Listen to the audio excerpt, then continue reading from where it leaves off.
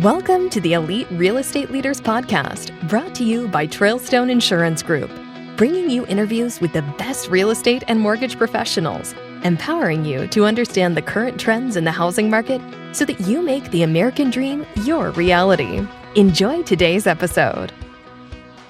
Welcome to the Elite Real Estate Leaders Podcast. Today we have with us Shay Jenkins and Sarah Alberts, who's branch manager and loan officer with S&S Mortgage Team.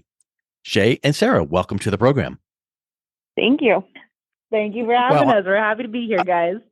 Yeah, so tongue twister, I'm going to be saying Shay and Sarah, and so I'm just going to talk, and so we'll just have a great conversation, but we want to dive into what you do and how you do it and how you serve your community and your clients, but get us started first with your stories. What is your background and how did you get into the real estate industry?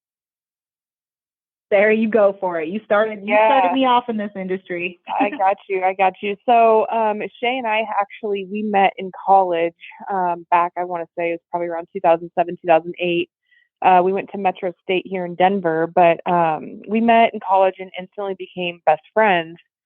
And so, I don't know, we just kind of followed each other and kind of helped each other throughout our lives and just, got each other up off the ground after college. But I've been in the business for 12 years, I think going on 13. And then I helped Shay get into the business about 6 years ago, maybe 7.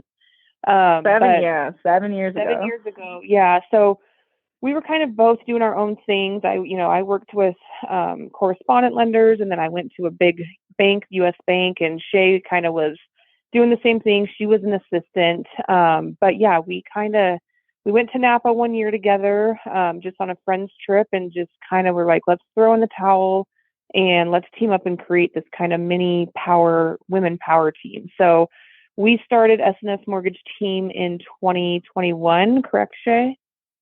Yeah, but there's more to that story. So, but wait, there's more. But wait, there's more. No. She just tells the cut and dry version. So pretty much, she was kicking butt in the mortgage field for a long time. I was in a lot of like oddball sales jobs, and one day we were at a Selena Gomez concert, and I hated what I did. I just absolutely despised it. I wasn't helping anybody in what I was doing, and she's like, well, you just should probably shush and go get your mortgage license. So that's exactly what I did. Nobody would hire me. Okay. Nobody would hire me because I didn't have any experience. So I actually started off with a Spanish speaking loan officer only, and I did not speak Spanish. So I learned mortgages with Google Translate, right? Wow. Learned them that way, went under a pretty big heavy hitter. And I was just being an assistant for about, I would say 5 years, 4.5 years. And then Sarah and I, like she said, we went to Napa. You know what happens in Napa? You drink some wine, right? So the juices were flowing, the ideas were flowing. And, she was going to walk away from the big bank, because she was at a big bank where it's different. It's because if you're doing what we're doing now, like our job is to go out there and get agents, right? That is our job. And with big banks, they really, the deals come into you. And then me being an assistant, we were just like, you know what, we have had enough. So we kind of both walked away. And like Sarah said, we threw in the towel, and we started at New American Funding in June of 2021. It's crazy because our VP asked us like, hey girls, like what are your 3-year goals? And we said, we want to own our own branch in 3 years. We think that would be great. And then within 5 months, we had enough production. And he's like, do you guys want your own Denver branch? And we said, abso-freaking-lutely. And here we are now, trying to navigate through this fun market, There's an observation that I'll make with that revised, deeper story, which is, you don't like an industry, so let's get in mortgages, which means you got to get tested and licensed, because back in the day, you just said, oh, I'm going to do it, and then you're doing it. So these days, it's rigorous. So A, then B, you couldn't find a job. Then C, you found one with a top producer who is high volume, I'm sure, like you said, and you couldn't speak the language. So how easy would it have been to have just bounced and said, nice try, peace out, I'm gone? So you persevered. Something was in your belly, the fire in your belly to persevere in that industry. I would ask this question because of that. What was it that made you go, I can do this. I want to do this. And man, this is now my new normal. Sarah, probably, honestly. Yeah. Me personally, I knew I was really good at this pretty quick right away. And I really enjoyed it. I am a very analytical person. But I think also Shay and I share the fact that we just really enjoy and strive to help families, have the American dream and get into homes when they think they couldn't. But I mean, I've always just been, a numbers person. So it came pretty natural for me. And I think Shay, it didn't take you long either. Well, yeah, I mean, Sarah's just a complete gangster at what she does. So like a lot of agents come to us with save the day deals. Now, is it our favorite thing to do? Probably not, right? But it's so amazing how Sarah and I work together. Like if I were to just be out here doing it on my own, I honestly don't know where I would be or what would make me persevere. But Sarah's so good at what she does. She like reads guideline books to go to bed, right? She's crazy. And we're pretty much yin and yang. Like I'm more out there. I'm more salesy. I'm more getting the agents, bringing in the deals, and Sarah freaking closes them in a blink of an eye, right? Mm-hmm. So I think what's really made us persevere is just honestly the fact that we have each other, mm-hmm. is the number one thing. And we keep each other motivated. And like, I want to do good because I want to do good for Sarah. And I don't know if that's the same way she feels, but it's like, we're in this together. We're 50-50 together and we share the same goals. And I mean, our goals are a little bit different. Like she could speak on her goals, but my goals are to like support the loved ones around me and the people who've had my back through day one. And I know she's a single mom. And it's like, if we respect one another, if we have that respect for one another, like we won't let each other fail, if that makes sense. Yeah. Total sense. Like the personal, it's like having a workout partner. You don't feel like working out, but doggone it, she's going to get me out of the bed at 5 a.m. or whatever. So it's that accountability. That's really awesome. Mm-hmm. Or on the golf course if you're Sarah and Shay. Yes. Or on the golf course. That's for sure. I love that you guys bring these two different sides together, and that's how you close your deals as a team. It sounds like if you're familiar with DISC, and I'm a DISC practitioner, I'm always all about the DISC. So I think Sarah really brings that high C, the detail, and the guidelines, and then Shay's that DI, really out there talking with people, getting the agents. So I feel like you guys really complete each other from a DISC standpoint, which is what I absolutely love hearing. But what I want to know from you guys is, what are you doing differently to make it work right now? Because like you said, we are in a really hard market. Things are difficult. So what are you doing? Yeah. I'll start. Sarah, you want to go? No, go for it. we just talk. I mean, what we do differently is I think that we're honestly just ourselves. And we're honest. We're not trying to be anybody that we're not. If anybody knows me, they know that I'm a little crazy, that I could say some off the wall things, but we're authentic. I try to be as authentic as possible. So when I'm speaking to an agent, I'm just completely coming from the heart. I do not come from any type of sales tactic at all. So if it's like we sit down with an agent, it's more of like a friendship vibe to start first, right? And if you like us, great. If you don't, then there's a million other lenders out there that you can connect well with. But I really think that our strong part is definitely just being authentic, being us. And like, honestly, you guys, in this market, what it comes down to is work. Like, you just need to work. You need to try. You need to put in the effort. You need to approach things from all different avenues, all different angles, all different sides. And, we see some people in the industry who are like, well, why am I not getting a deal? And it's like, well, I don't see you out and about, and we're always there to help and guide when we can. But it's like, it comes down to, man, you got to put in the work. You got to wake up. You're going to say, what can I do today? What agent can I call today? Who can I take out to lunch today? What can I post on social media today? You just got to be out there. You got to be working. You got to be grinding. I don't know. Sarah, what do you think? Yeah, I'll piggyback off of that. And I think, Shay and I do focus on being in the community as much as we can. So like she said, we're constantly doing events, going and doing things and just trying to really give back to the real estate community as well. Like how can we help you as an agent succeed? But I think just being out in the community, we have two amazing assistants that we couldn't do without. They're back here at the office making sure everything is running fine while we're out trying to get new business and really just, show face to a lot of places. Totally. We mentioned the market that we're in, which, you pick a month and a year and rates are great, not so great, up, down, and all around. So rates always move around. So that's whatever market, it doesn't matter.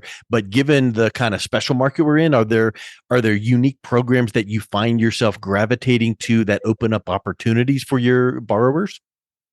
For sure. Yeah. Shay, you can speak on this one.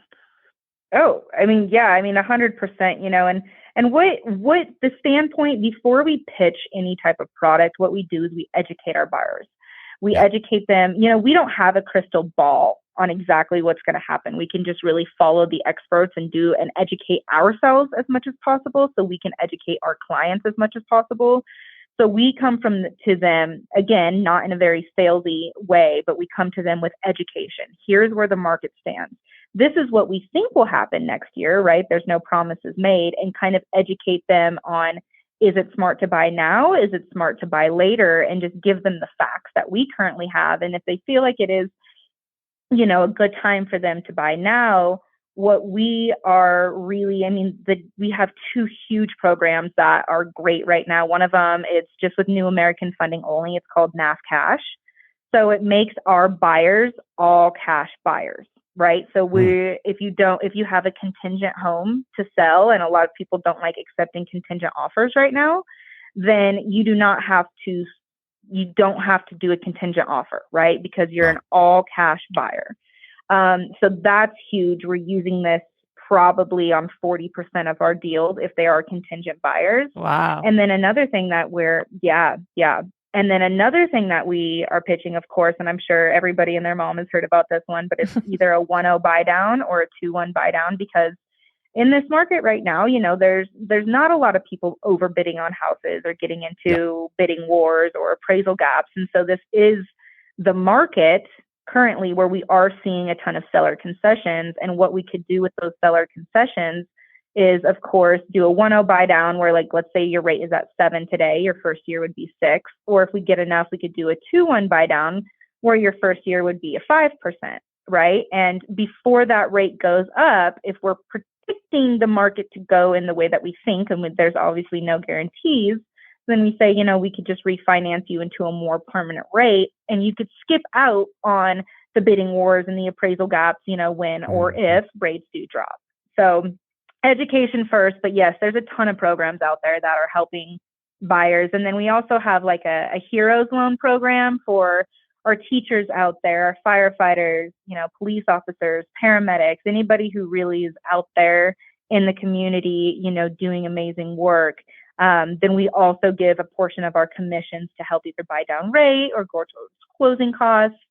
So yeah, there's a lot of ways to navigate through this market. I don't know, Sarah, did I miss anything?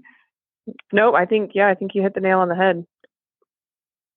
Also, I was thinking while you were mentioning those, the kind of borrowers that you work with. Obviously, first-time home buyers, or I'm getting ready to move into a bigger house or downsize. What about investors? Do you find that the appetite these days for investors is good in this sense that, the numbers might be a little different than it used to be, but if you buy right and structure it right, you still have a really good cash flow? Is that something that you're seeing working with your clients? Oh, this is a question for Sarah all day, every day. I was going to say, we all know that changes with investment properties and second homes, happened a few years ago, or maybe a year and a half ago, that kind of deterred them from purchasing. They made it a little bit more expensive, but I don't think that that's really affecting a lot of our investors. Shay and I are licensed in 38 states, I want to say, throughout the U.S. So we have a ton of clients who are purchasing investment properties, where it does make sense and the numbers do fall into line. So I think, I don't think it's changed. If an investor has a mindset of purchasing as an investment property, then the numbers just have to make sense to them. Mm-hmm. And you would still do what you mentioned before with maybe some buy downs to kind of weather out the rates. And then if, a couple, 3 years down the road, rates start, looking differently, you still can refinance and increase that cash flow. But I think that's really huge is you can't look backwards a year or 2 years ago. You have to go, here's where I'm right now. And if you're relocating and you have to buy, if it's smart to buy a house, then you just make the best decision. If you're looking for an investment property and you want this cash flow and the equity growth and the tax write-off, make the best decision. So, yes, the rates are a little bit, up or down or all around, but at the end of the day, if it's a good deal with real estate, and we know over hundreds of years, real estate's a good deal. So just make the best decision. And I love the word that you guys used, which is educate. We're not going to throw you in this, that, or the other. We're going to teach you and assess and figure out what's best for you. Right. What's the saying? That's another, like, I mean, if you think about it, real estate's not going anywhere, right? And it's the number one way to build generational wealth. So if you can just really sit down and hone down the numbers on any specific property, I know the numbers will make sense maybe eventually. Do they make the most sense now? Yes or no, but you got to look in the future and look at the bigger picture of everything. Yep. And what's the saying? 5 years ago and today are the best times to buy. Mm-hmm. Haven't we all heard that? Unfortunately. Yep. Exactly. I mean, one thing that Sarah's taught me is like every mortgage is like a puzzle, right? Her brain is like a puzzle, and everybody's situation is different, right? Like, do you have a portfolio of investments? Do you have a portfolio of real estate? And, and she's kind of the expert when it comes down to that, crunching the numbers, and she will sit down with clients and literally help them crunch numbers. And so it's like everybody's different, so we're here to sit down and educate and talk to anybody and, make sure it makes sense for you before pulling the trigger. But yeah, real estate isn't going anywhere. Colorado real estate isn't going anywhere. Absolutely. Now, if we had a CPA on this interview with us, we could ask this question. So I'll preface it to say this is just a concept. So talk to your CPA. But I would wonder if you guys would recommend to someone that's going, oh man, the rates are a touch higher. Could you work with your CPA and say, okay, with the tax deductibility, how much could I go back to my employer and adjust my W-4 so that I get more in my paycheck? That whole strategy. So, we don't need to mention numbers or viability of that, but I think that you guys would bring in experts and say, here's an option to consider if it's good for you, but that would help close some of that gap. Totally. Yep. And I know, I've worked with financial planners in the past who can put together, charts and spreadsheets and all these graphs for you to visually understand the numbers that I'm presenting you, So I think when it comes down to anybody's finances, if you can just see the bigger picture and say, okay, this, I'm going to have to invest this amount of money right now to grow X amount of money in the next few years, then, it's kind of a team effort between mortgage and CPAs and financial advisors and, even insurance agents of that nature too. Yeah, exactly. Hey, so you mentioned at the very beginning of your, kind of time with that company, your boss coming in going, where do you see yourself in 3 years? Let's now reassess that and say, what do you see your future goals moving forward? I want to take over the freaking world. What does that look like?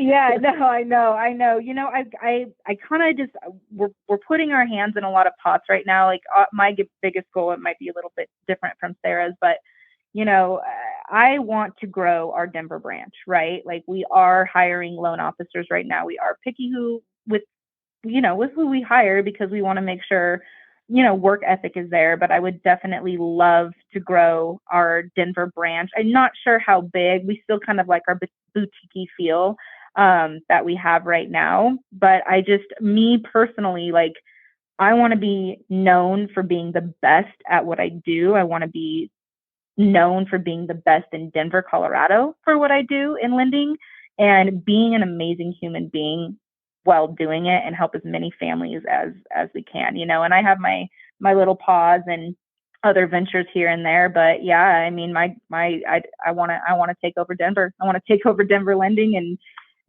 just be the best I possibly can hopefully with Sarah by my side if she feels the same way.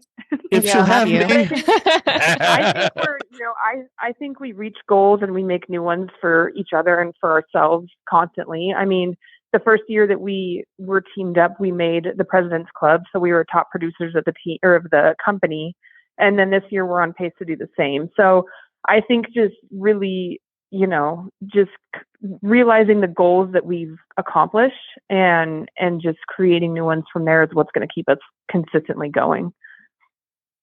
I think that's a huge piece that you bring up, which is you always have something to look forward to. Because if you set a goal of X, whatever X is, and you meet it, then it's kind of like, oh, so you need to have that goal and then be working toward that next goal and the next goal. And it might be, moving from, survival to thriving to then giving back. So it may be we've taken over the world. Now we're going to give it back, whatever that looks like.